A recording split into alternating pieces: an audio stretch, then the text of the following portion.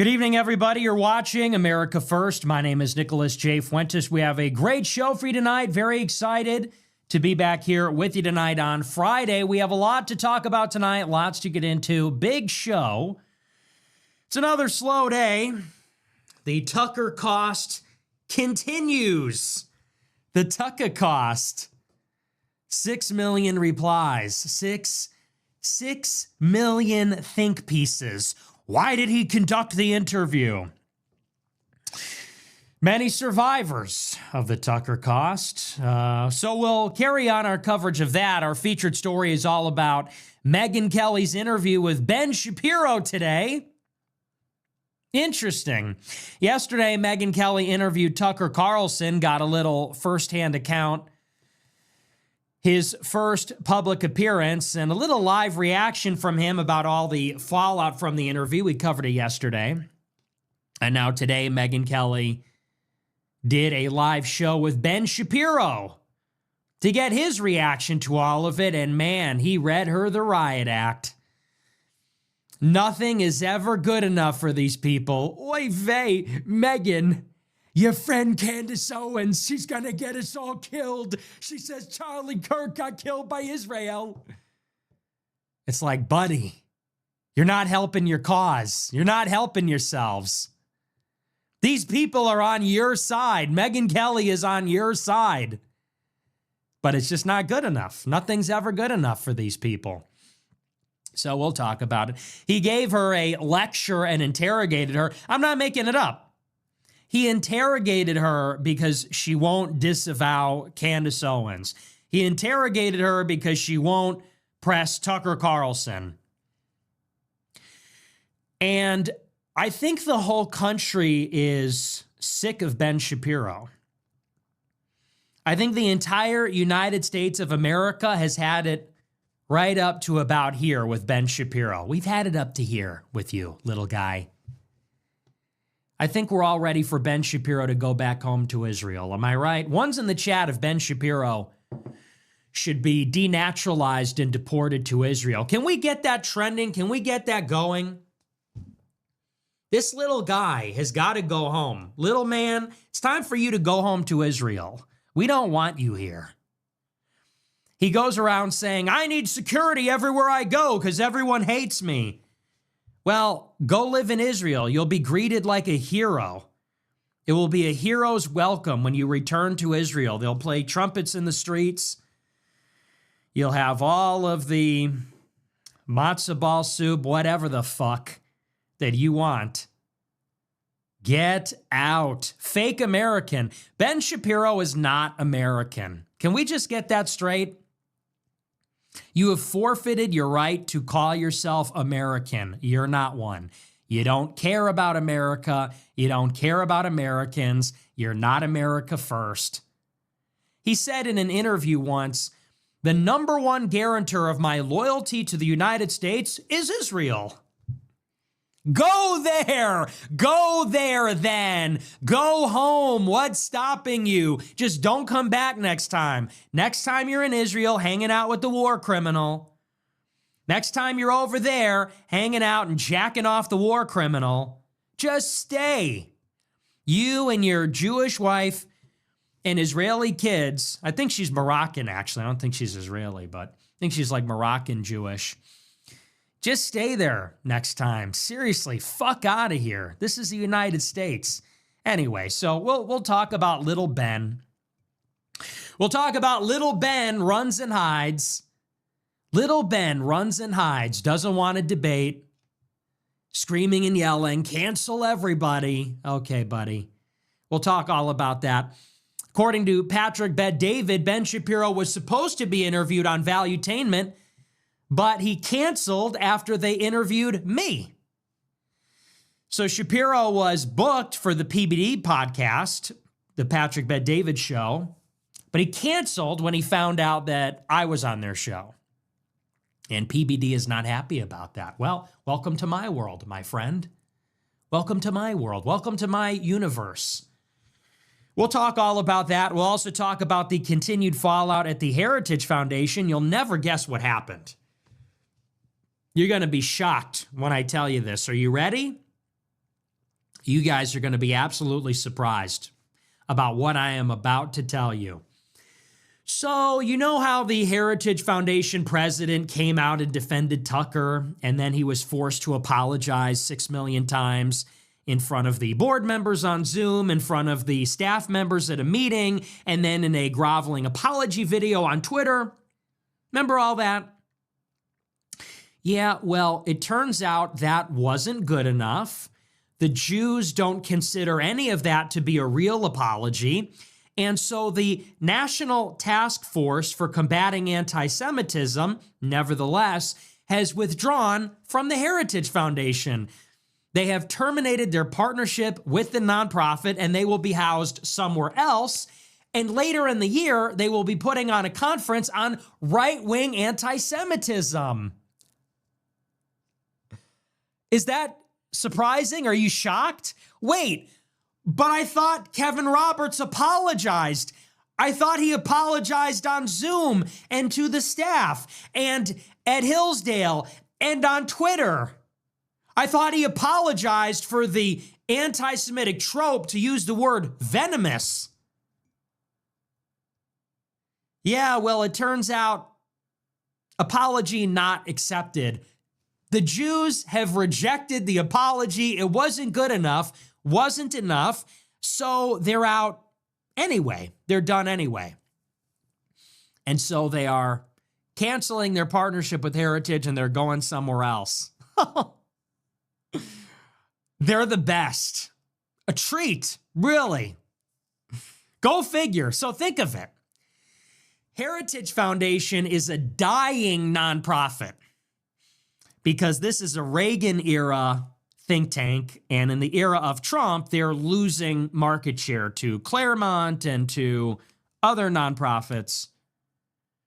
So Kevin Roberts comes in 2021, and he revitalizes it, creates Project 2025. That came from Heritage, which was a headlining, I think, visionary project.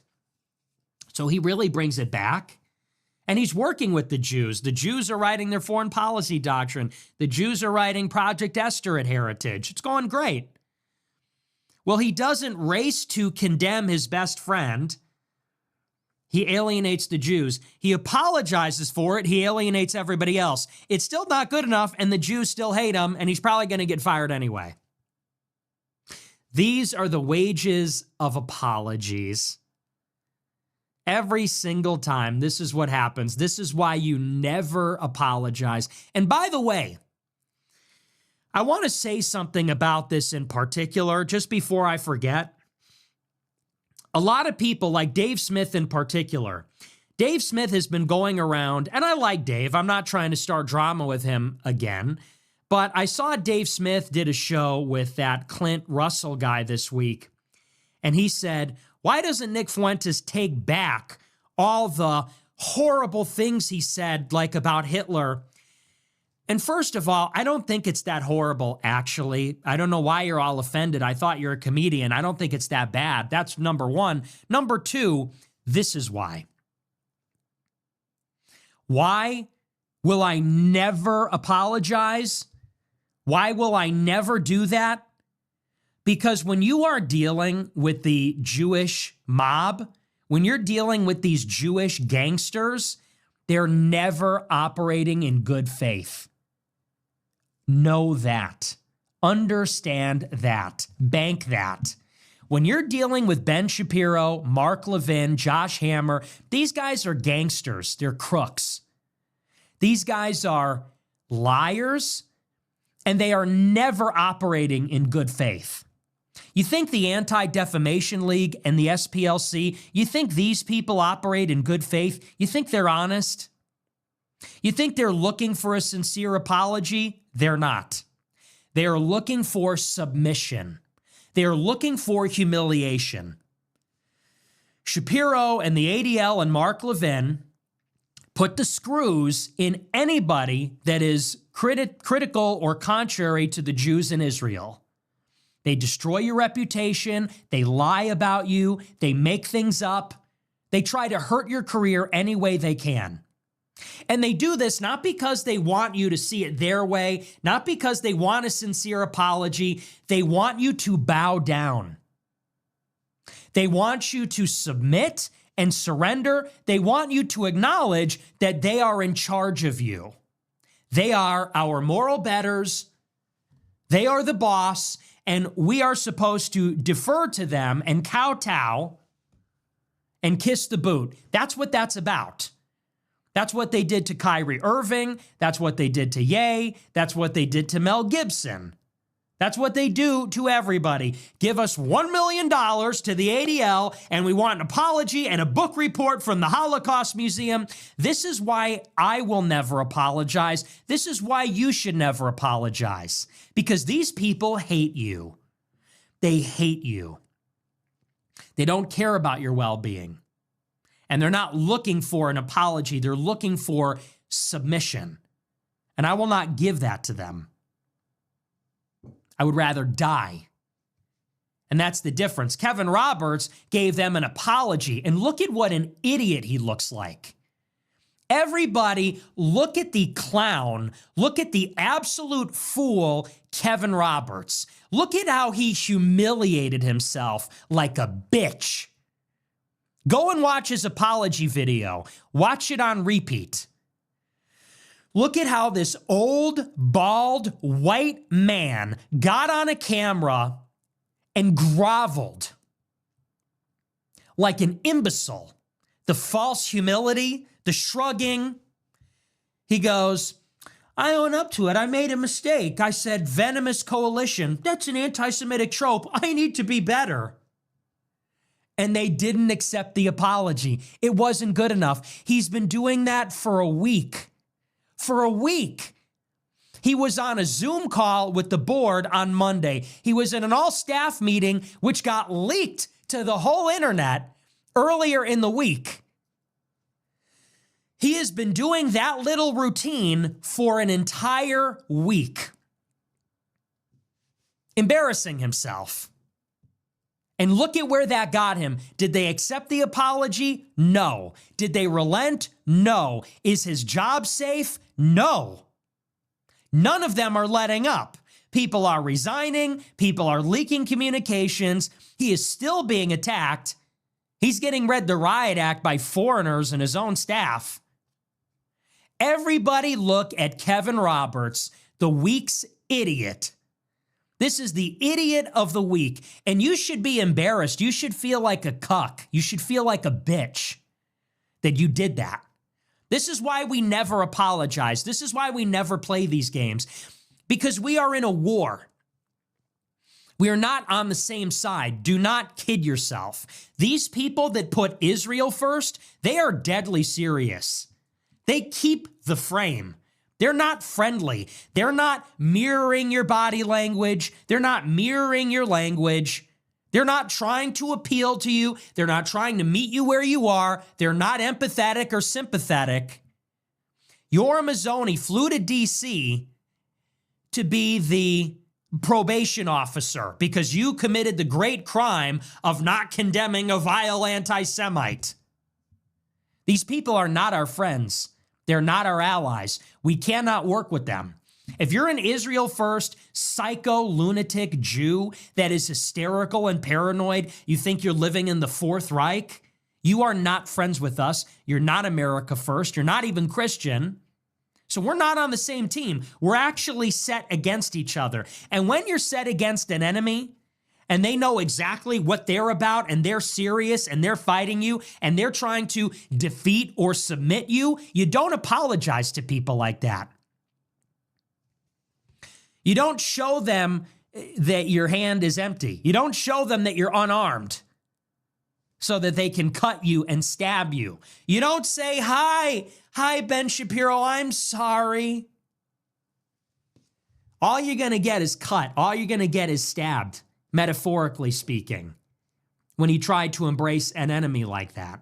And that's exactly what happened here. So let this be a lesson. For all those people that think this is a great big misunderstanding, for all these people that think we can deal in good faith with these people, with these psycho Zionists, Israel First lobby, You think it's just a matter of, if only I apologize for all the truly bad things I said, we could get this whole thing straightened out. Let Kevin Roberts be the example. This is what happens. You act in good faith, you apologize, you show how weak you are, you submit, you get punished, you get slapped. They hold your head up by your hair like a scalp, a defeated enemy, and they say, look at our prison bitch. Look at what we made Kevin Roberts do. Does he have kids? If he was my dad, I would be mortified. And we need to start thinking like this. What do your own people think of you? If I ever worked for this guy, if I was this guy's kids, I would be mortified. If Kevin Roberts was my dad, I would disown him. A disgrace. You are a disgrace. You are a disgrace to our country. You are a disgrace to Christians. You are a disgrace to your family. You are an embarrassment. Look at what you did. You sold out your friend Tucker Carlson. You sold out your country. You apologized to keep your job. And in the end, they didn't even accept it. They got what they wanted. And now look at yourself. And that video that you made, that apology, you can never undo that. You can never take that back. It's up there on the internet where it will live forever. Hope you're happy with yourself, pussy. And by the way, you want to understand my appeal? Why am I winning the youth? Because of cucks like you. Because of weak, feckless, idiot boomers like you. You want to know where the anger comes from the young people? It's from seeing the older generations. It's from seeing white men, white boomers like you and Eric Erickson and Matt Walsh and all of you crawl on your bellies like worms for these foreign interlopers. For the feminists, for Israel First, for the Jewish lobby, for all of it. And we're sick of it. It's your job actually to lead. It's your job to protect us. It's actually your job to be a custodian and a vanguard for our civilization, and you let us all down. Look at Ben Shapiro. He's fighting for his people. Look at Josh Hammer. He's fighting for his people. They might be ugly. They might be fat and physically weak. But they're keeping the frame. They're not suckers. We are a bunch of suckers. White people, Christians, are a bunch of suckers. These people are eating our lunch, and they're not playing games. They're deadly serious. They know what they're about. Josh Hammer says Europeans have Jew hatred in their DNA. Is anybody calling for him to be canceled? No. Are the Jewish lobby, are they calling for him to make a good faith apology for the fucked up things he said? No. They circle the wagons around their own because they know the goal is to make Israel and the Jewish nation as strong as possible. And they're all on the same page. Whereas our leaders, our elders, the whites, the Christians, the Americans, they're out there begging for forgiveness, getting lectured by people like Megyn Kelly, getting lectured by the women. The women are empathetic, so they fall for this. Oh, should you really said it that way? Oh, the language. Oh, my goodness. And the men are more feminine than the women. Kevin Roberts gets up and says, I should have never said venomous coalition. You pathetic dog. What a joke. What a pathetic excuse for a movement we have. I didn't even intend to get all fired up like this, but somebody needs to say it. Because that apology, the reason it makes me so beside myself this entire week is because he didn't say anything wrong. His first instinct was to defend Tucker, his friend, because Tucker did nothing wrong. Maybe I've done things wrong, whatever. Tucker didn't. I've done nothing wrong either, I think. But Kevin Roberts defended his friend and said it's America first, Christ first, and he's apologizing for that. And people are going to do, well, he's doing what he needs to do. Well, he's got to do that. No, he doesn't. This is why we lose always. This is why our whole race and our religion and our civilization has been eating shit. Because in the face of the foreign hordes, in the face of the black insurrection, in the face of the out-of-control women, in the face of the Jewish lobby, all the older generations can do is yield and vacillate and defer and submit. And a younger generation gets up and says, we will not tolerate this. We won't take it anymore. We're not going to be tone policed. We're not going to be guilt tripped, emotionally blackmailed. We're not going to be suckered into apologizing to people that hate us. And what do they want to do? They say, I'm the problem. I'm misleading the young men. They say, Nick is messing with the young men. He's taking advantage of disillusioned young men. I'm leading them. If there were leaders, there'd be no need for me. You're not a leader. That's the difference. Leaders are supposed to be strong. You're weak. That's the difference. They say, he's taking advantage of disillusioned, disaffected, lost young men. No, I'm leading them. I'm standing up to the bullies. I'm standing up to the Jewish lobby that fucking hates them and wants them to die in Iran right now. Where were you? You got 40 years on me. And you've been on this planet 20, 30, 40 years longer than me. Where were you? I'm the dad that stepped up. I'm the leader that reluctantly stepped up. And because I'm the only one apparently that sees through this and is willing to be called a monster, I guess. And have everybody, nitpick everything I say all the time. Anyway, so we'll talk about all that. We'll get into the Heritage Foundation. We'll talk about Megyn Kelly, Ben Shapiro. It's just unbelievable. This whole week has just been unbelievable. Really, it's been surreal.